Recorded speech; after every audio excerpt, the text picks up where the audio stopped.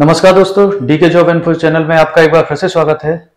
आज हम बात करेंगे रेलवे के एक ऐसे डिपार्टमेंट के बारे में जिसमें कि बहुत सारी पोस्ट होती हैं और उसमें टेक्निकल डिपार्टमेंट है। टेक्निकल डिपार्टमेंट होने के कारण इसमें सबसे ज़्यादा मांग जो है आईटीआई बेस जो स्टूडेंट होते हैं उनकी ज़्यादा मांग होती है इस डिपार्टमेंट में। तो हम इसको विस्तार से बताएंगे आज कि इसमें कौन कौन सी ट्रेड्स वाले लड़कों के लिए अवसर हैं। तो चलिए हम इस वीडियो में बताते हैं विस्तार से, और ये भी बताएंगे कि इसमें और कौन कौन सी पोस्ट होती हैं जो बहुत ही अच्छी मानी जाती हैं, और उनके विषय में भी बताएंगे क्या क्या काम होते हैं उनके, और उनकी पेमेंट के विषय में भी जानकारी आपको विस्तार से देंगे। तो चलिए वीडियो शुरू करते हैं अपना। तो इस डिपार्टमेंट का नाम है मैकेनिकल डिपार्टमेंट, रेलवे का मैकेनिकल डिपार्टमेंट। अब मैकेनिकल डिपार्टमेंट काम क्या करता है? मैकेनिकल डिपार्टमेंट में बहुत सारे काम होते हैं।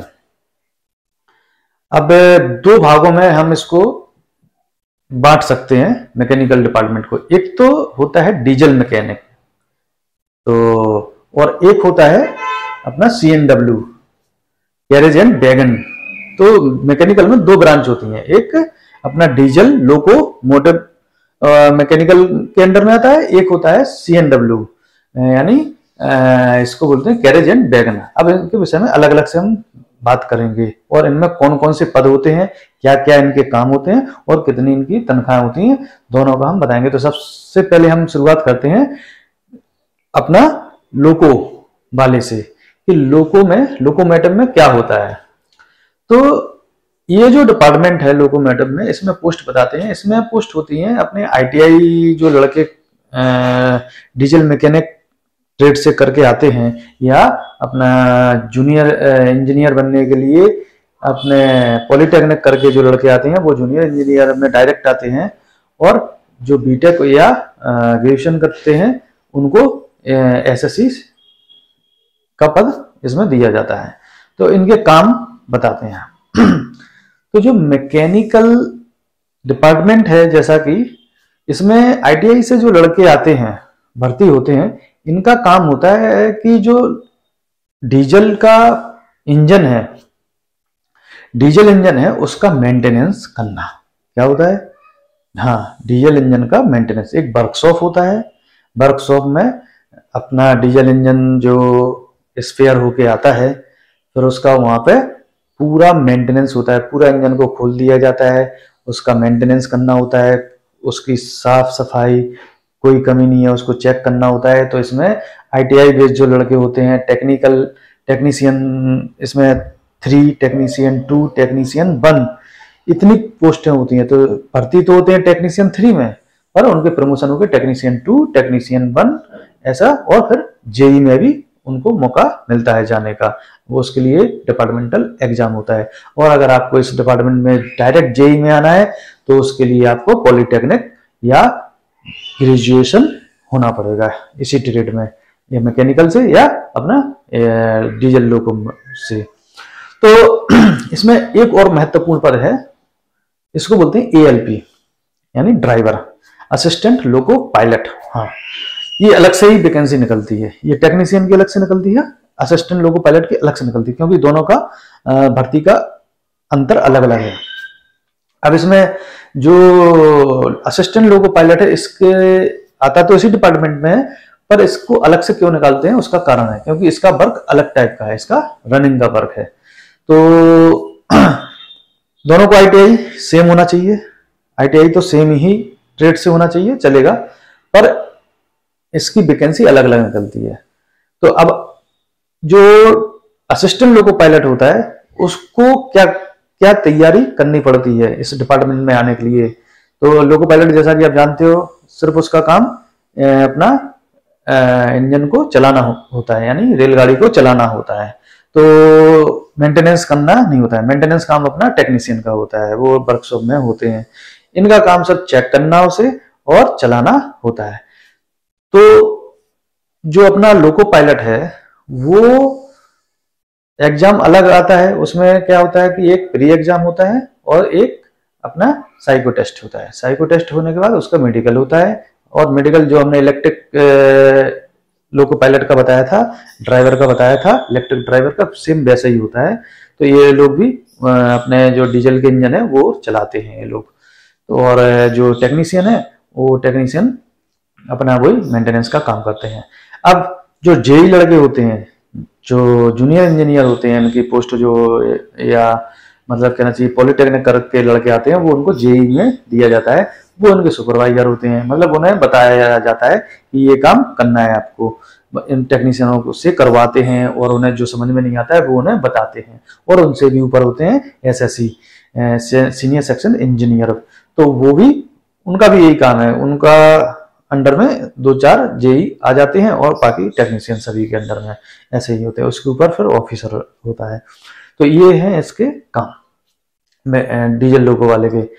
अब हम मैकेनिकल में दूसरे पार्ट जो हमने बताया था कैरेज एंड वैगन, उसमें क्या काम होता है।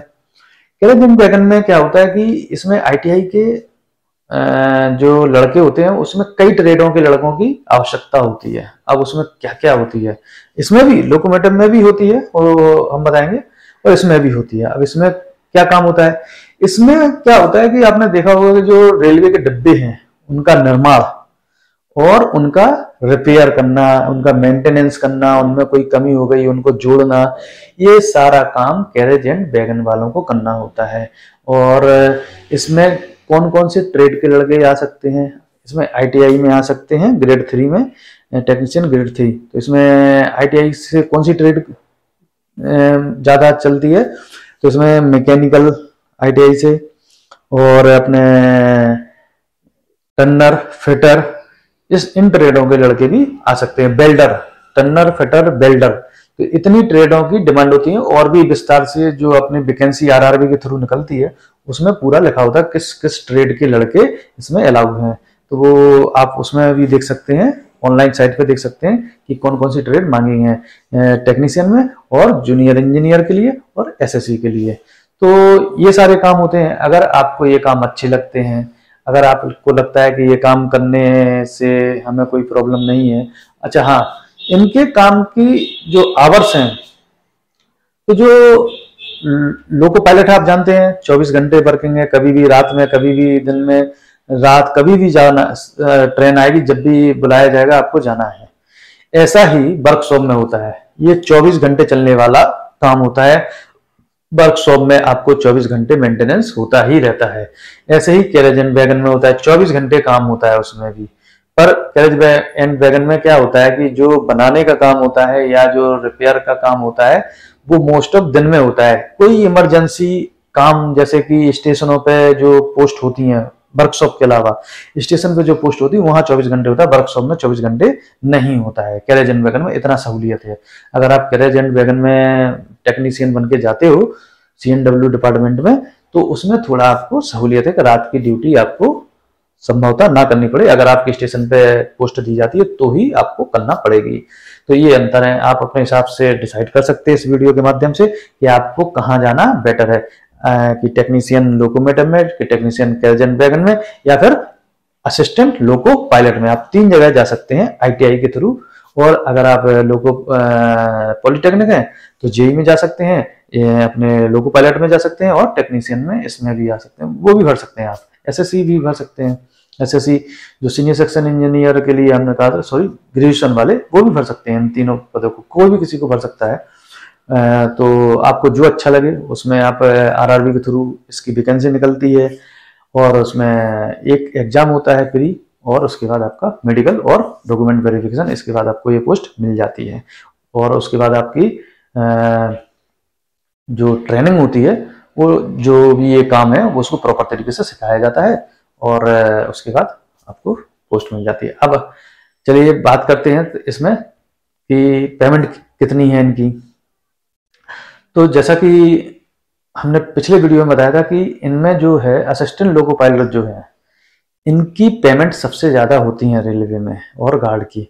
तो असिस्टेंट लोको पायलट में 1900 ग्रेड पे में जो लड़का भर्ती होगा, और टेक्नीशियन में जो लड़का भर्ती होगा, तो टेक्नीशियन की इनिशियल पेमेंट लगभग 25 से 30 हजार के बीच में आएगी, और जो असिस्टेंट लोको पायलट है उसकी पेमेंट इनिशियल 40 से 50 हजार के बीच आएगी। जी हाँ, इतना फर्क होता है, क्योंकि असिस्टेंट लोको पायलट को वही उसका जो बेसिक है उसका 30% एक्स्ट्रा मिलता है, और उसके ऊपर से जो बेसिक बनती है फिर उसके बाद 30% एक्स्ट्रा जोड़ने के बाद उस पर ही सारे अलाउंस मिलते हैं, और इनको रनिंग अलाउंस मिलते हैं, और इनको नाइट ड्यूटी मिलती है।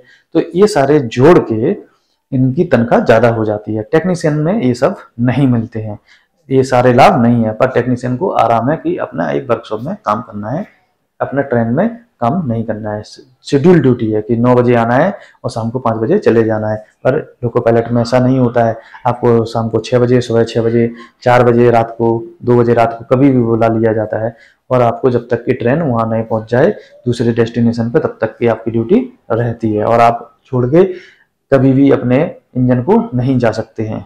ये बाध्यताएं होती हैं, और आपको 8 घंटे की ड्यूटी में 8 घंटे ही बिल्कुल अलर्ट रहना होता है, चौकन्ना रहना होता है कि आप सो भी नहीं सकते, आंख भी ऐसे बंद नहीं कर सकते हैं।